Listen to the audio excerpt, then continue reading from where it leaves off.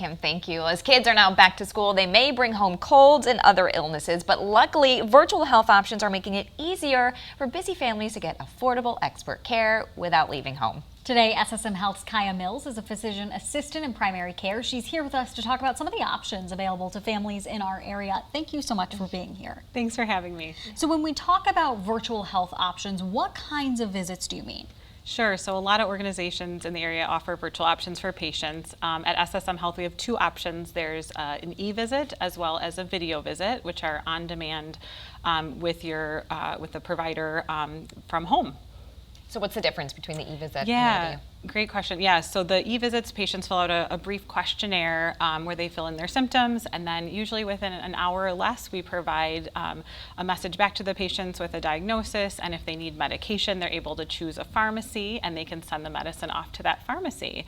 And then the video visit is where patients log in, we let them know in the virtual waiting room when we're ready to see them, and we do an interview with them, help them kind of figure out what's going on. If they need medication, we can prescribe that for them. If they need certain point of care testing, such as strep throat testing, COVID, influenza, or urinalysis testing, we can order those things for them if that's appropriate, and then we have a care plan for them.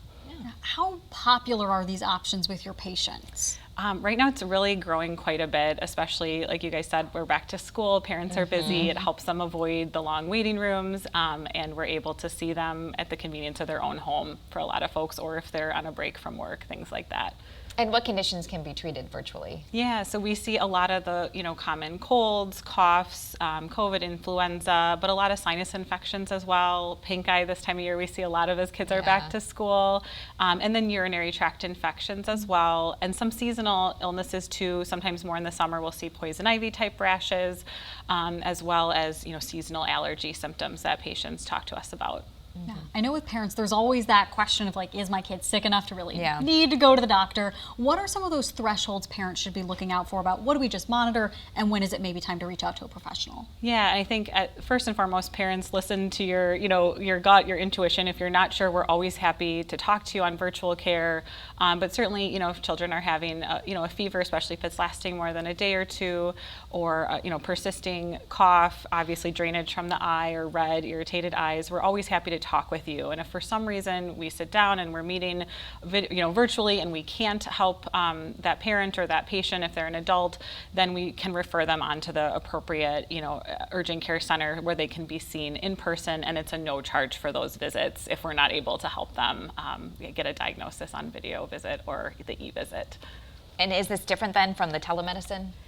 With your regular doctor? That's a great question too. Okay. So we still have a lot of options for telemedicine with primary care providers. This is more for those acute, urgent needs.